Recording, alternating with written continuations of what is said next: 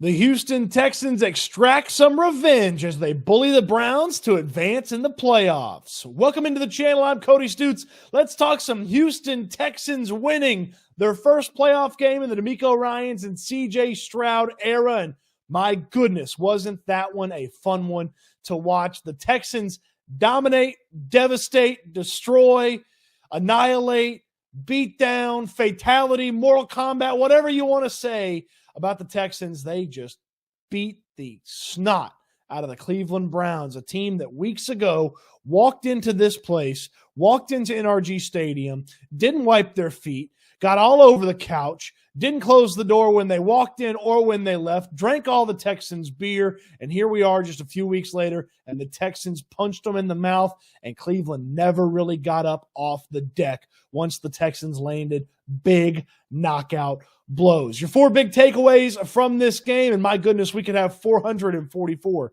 takeaways, or maybe we just have, 45 takeaways, one for every point that the Texans scored. But your four big takeaways brought to you by J Bar M, 2201 Leland Street in Edo. Go get you some fantastic barbecue. Hang out in the beer garden. It's a great environment. I'll tell you what was a great environment. It was NRG Stadium.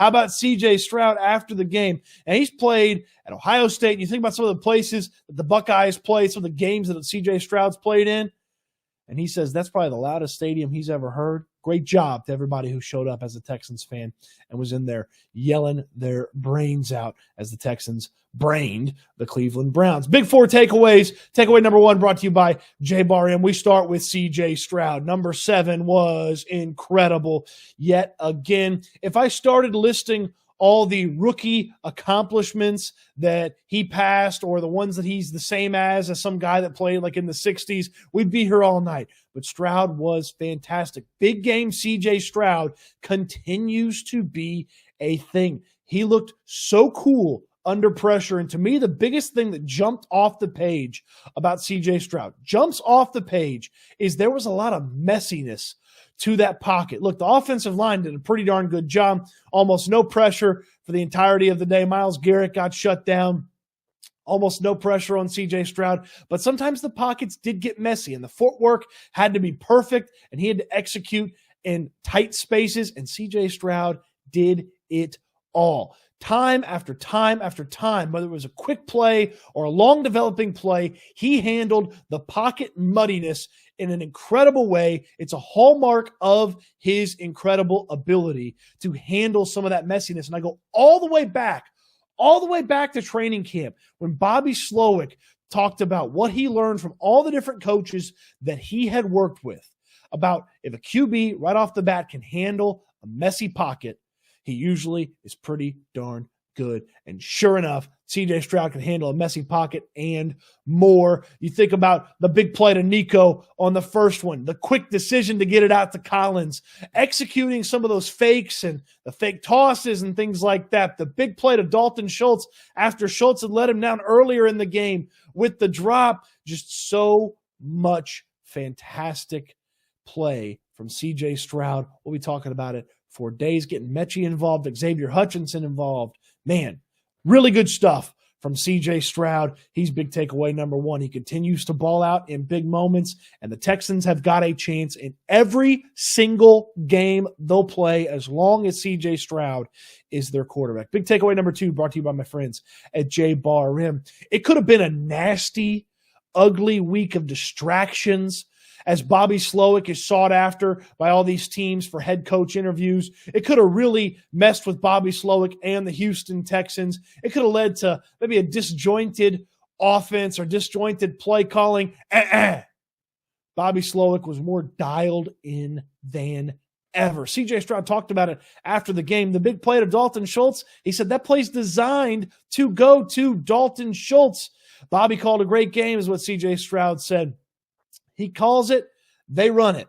Brevin Jordan called him a genius after the game. Slowick was fantastic. Got a little cute there in the red zone on that first drive. Ended up with just 3 instead of 7. But after that, he was dialed in. And look, it's ultimately the players that make the plays. The coaches can only do so much, but they do help the players get to the success. And when Noah Brown went out, he took a big hit early on. He went out. They inserted John Mechie. They got Mechie some easy, nice plays, nothing in traffic, got him stuff on the sidelines so he didn't have to worry about his hands. Nice, easy stuff where nobody was around him.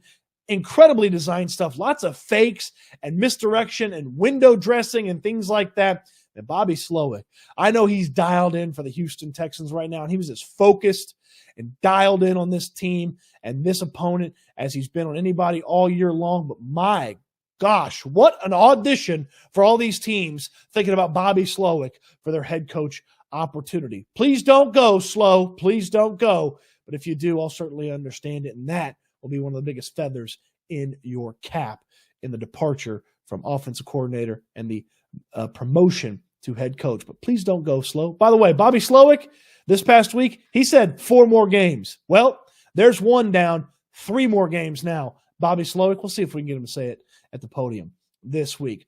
Number 3 in the big takeaway is brought to you by my friends at J Bar M. Oh, defense. Defense. My goodness, what more could you ask for from this defense? From the coverage on Amari Cooper, who was nowhere near the dominant monster that was going to be scary, that was nasty, that set a record against the Texans the last time, to make it Joe Flacco look like he literally just got off the couch. And you got contributions from just about everybody on that defensive line. Guys were pushing. The big one I want to note, Derek Barnett was a midseason waiver claim by the Texans. A midseason waiver claim by the Texans.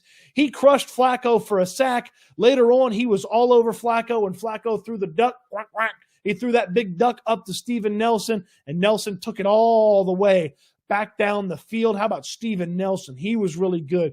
I understand Cooper got him here or there, but later on he had the pick 6. He busted up David Njoku on a sideline play to cause the Browns to end up punting on that possession, and Nelson played really well. Derek Stingley was locking down Amari Cooper. He was popping guys on the outside.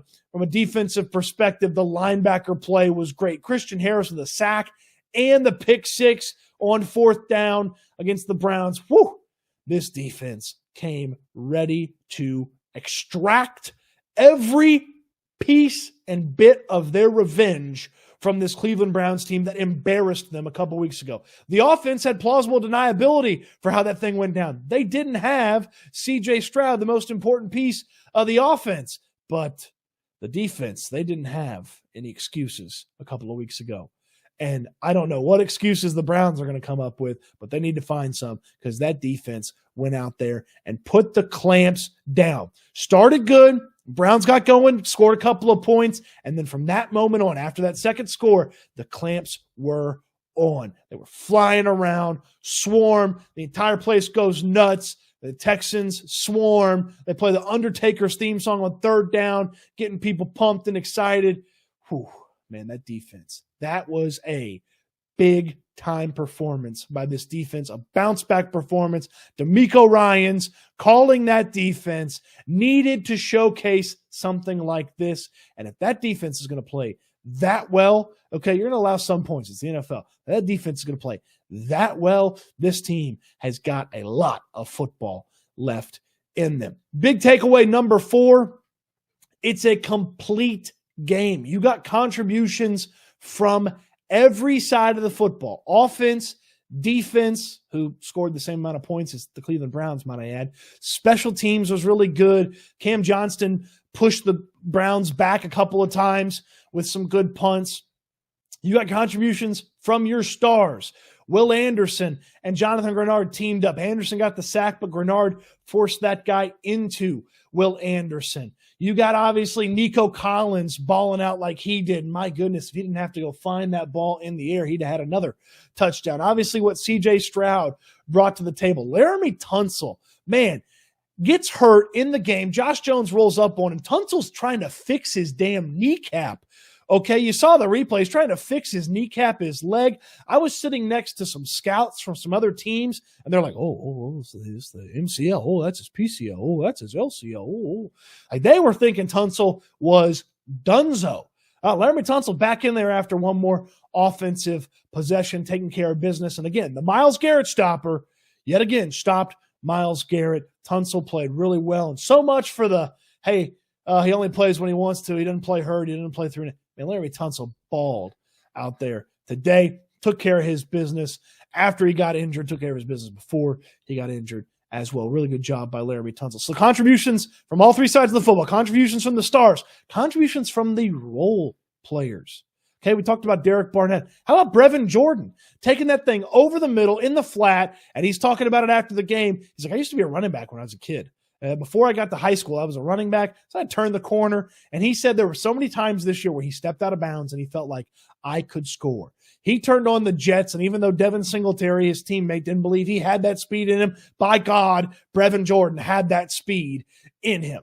He took care of business when he got the ball in his hands. Dalton Schultz, he's a role player. He's not a star. Drop early on. That was rough. That was tough to see. And then, oh, by the way, Dalton Schultz wide open because he runs a crisp, perfect route deep. CJ Stroud finds him. You even get contributions from the guys. I don't even know what they are below the role players, the fringe guys, special teams tackles that they made. Chris Boyd was flying off the field, getting the crowd pumped every time the Texans had to punt. He was flying off the field, getting the crowd going. They were ready for when the Texans got back out there on defense. A complete game from this Texans team. I'm not so sure that if they don't play 3 more complete games, they're hosting a Lombardi. Look, their complete game may not be as good as some of these other teams, but if you force one of these other teams to have an incomplete game when the Texans are playing like this, start figuring out that damn parade route, okay? Complete game against the Browns. Now, that doesn't transition over. You don't get a lot of benefit for playing one complete game. It starts all over 0-0 with 60 on the clock next week against whoever they play, which we won't know exactly who that is until Monday, okay? But a complete game from this Texans team was fantastic to see, and it led to one of the best moments in franchise history, taking care of this Browns team in the playoffs and hopefully the start of something really special. Bobby Slowick last week said 4 more games. Bobby Slowick this week will probably say 3 more games. 3 more games for the Texans for a Lombardi hoist. Can't worry about game 4 or game 3 until you take care of game 2, which is next week. The Texans will enjoy this one. They'll get back to work here this week and figure out who their opponent is and get ready to square off against them next week. You get ready for so much more here on the channel. So much good stuff. You can always get what you need from a barbecue standpoint with my friends at J Bar M, 2201 Leland Street down there in Edo. Incredible barbecue, amazing vibes. Pick it up to go for lunch, order it for catering for the office, or just hang out there with some of your friends there in the evening. Not many barbecue joints with elite barbecue like J Bar M stay open late into the evening. They do. Go get you a cocktail, have some incredible barbecue. The specials are great throughout the week. So much more to come here on the channel throughout this week. Throw me a thumbs up on this video. Subscribe to the channel if you haven't already so you don't miss anything. This is going to be one of the best resources for talking about the Houston Texans, and it's one of the best because of support from people like you. Thank you so much for watching the video. I hope you enjoyed it, and I can't wait till we talk about the Houston Texans advancing in the playoffs. Can't wait till we talk Texans again soon.